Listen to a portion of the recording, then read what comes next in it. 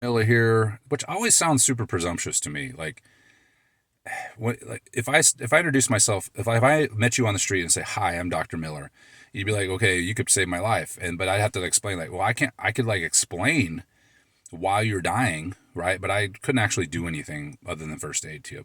So just call me Jason. I have PhD, not MD, right? So anyway, one, I hope to making more videos in the future here. Two, as part of what I've started to coach again, strength conditioning. Maybe I'll get back in the weightlifting. We'll see. But it's something called the Armory. If you're in the Edmond, Oklahoma City, North Oklahoma City area, Guthrie is the actual location, and you're looking for speed, quickness, and strength training, look me up. I've been training this summer, working with young kids and kids up to the mid-teen years. It's been a lot of fun. I haven't realized how much I missed it, even including training my own kids a little bit. They're in that same kind of age group, but been a lot of fun. So if you're interested in that and you're in the area, let me know. You can message me through this website or through this website through the YouTube, or you can look me up on my IG account, Coach_Dr. Miller. Okay, so that aside, number three, I wanted to talk about a book. Over the years, you learn stuff. Shocker, I realize. And the book highlights this as well. But I'll give you an anecdote from the book, then I'll kind of explain what the book is, who wrote it, so forth.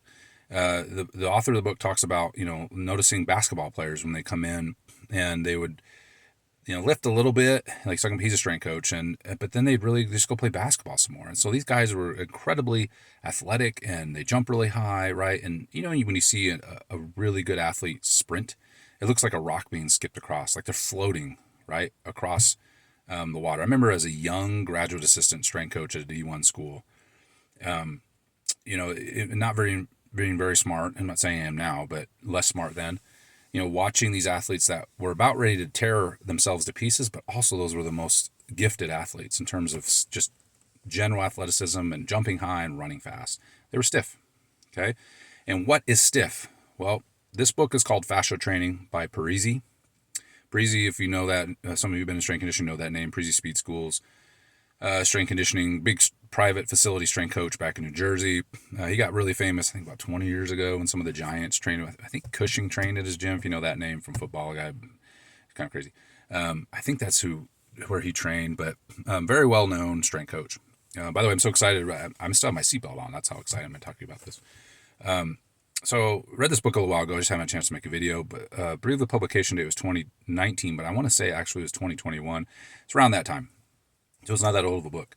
So Parisi goes around and talks to various experts about this idea of fascia. That's the name, fascial training. Fascia, if you're not familiar, about 20, 25 years ago, there was a whole bunch of, maybe not that long ago, maybe like 15 years ago, there was this big interest in fascia, and rightly so, because we have our tendons, we have our skeletal muscles, and then there's this fascial web that runs all the way through our body. A lot of times in cadaver labs, if you've ever taken cadaver lab in your education, if you've had an anatomy lab or something, they dissolve all that out, so you never really get to see it. It's just the little spider webby type stuff that connects your skin to the underlying layers. Your muscles are in fascial bags, thus the self-myofascial release, aka the foam roller, came about. Fascia that run through the muscle. Okay, and the point is that this fascia, this piece of connective tissue, if you will, throughout your body will also adapt to what it's subjected to. So if you do a lot of jumping, right, let's say in your lower extremity, your lower leg, the fascia in that area, tendon, okay, etc., it's going to get stiffer. The construction of that tissue is going to be more resilient and resistant to stress, aka jumping. So it's going to get stiffer as a result in order to tolerate those stresses.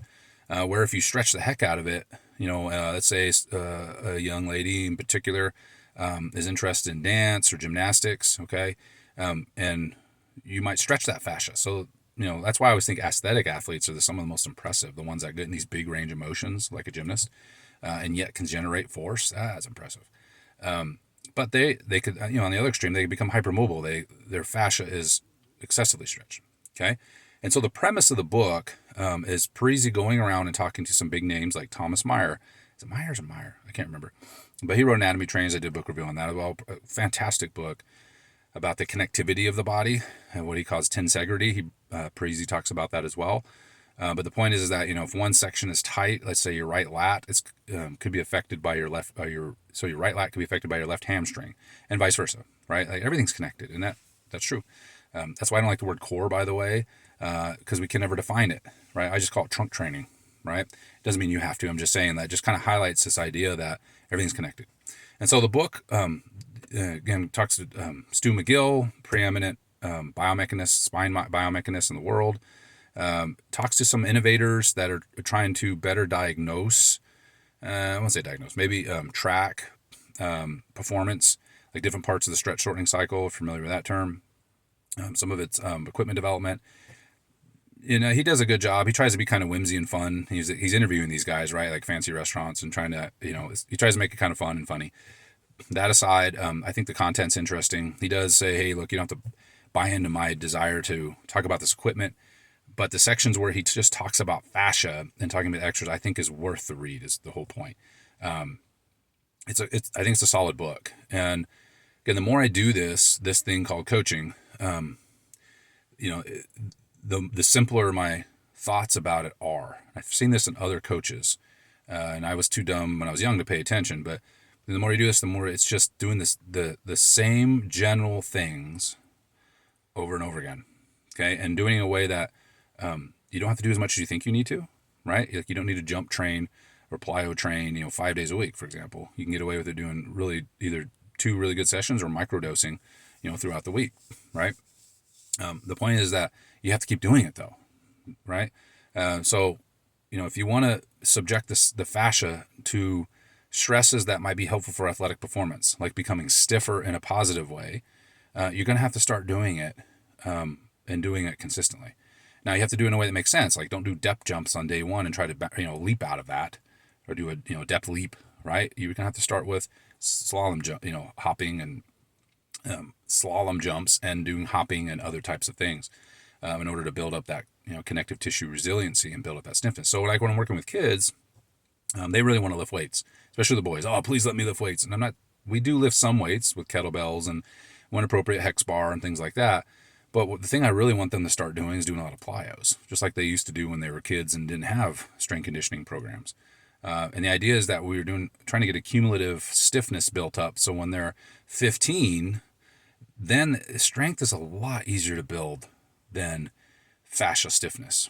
It just takes more time to build that stiffness. Where strength, I'll be honest with you, and I love strength as much as anybody. I've been around it for years. I can see this in my own athletic development. I got strong in a hurry, and I was genetically gifted to get stronger, but the jumping is what I really needed. And that hurt me later on in my career. Not like I would have been that much better anyway, but the point is that, the same, we see these kids, once you ramp up their strength, like what you see these stories oftentimes when these kids go to college and they start lifting and their numbers go through the roof, like they start jumping really high, higher than before. That's wonderful. But the opposite is a lot harder. If these kids are super strong and then they go to college and start jumping, yeah, they'll see benefit, but they won't get the bump as much as the other way. So that's one of my takeaways from this book, and it reaffirmed what I've seen over the years. That's what I'm getting at, is we got to do a lot of jumping. We got to do a way that makes sense, right? Multi-directional, multi-vector jumping, right? Multi-planar, whatever multi you want to use. Different levels of intensity appropriately applied. Again, stepping off boxes is more intense. One leg is more intense, so on and so on and so forth. Okay, we have to use some but I find myself being more thoughtful about my med ball and plyo programs than I do about the strength training anymore, especially with younger athletes.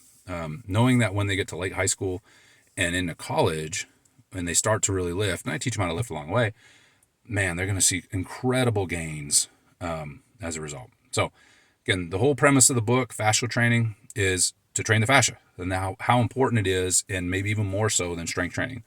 It doesn't mean strength training is not important. That's not what I said. It's that in terms of general athletic development and long-term athlete development, that training the fascial system can be more important. Okay, so check out the book. It's I don't think it's expensive. I'll be honest with you. I listen to it because I have a drive to work, my other job, and so I have time to do these audible books. But it was not a long book. But I think it's worth, even if you're not buying what I'm putting down right now, at least worth a thought, right? As you read through it, if you're a strength coach or you're an athlete, or you know an athlete, or you have a son or daughter and they're younger, like what should I do with them now? I think this book is worth a listen. And then thinking about how to apply that. I'm going to start reading more in the field, and I'll put those videos up. And for those of you that are interested in other books I'm reading, let me know. But I won't put those videos on this channel just because I know it's not the direction of this channel. Okay, I'll talk to you guys in the next one.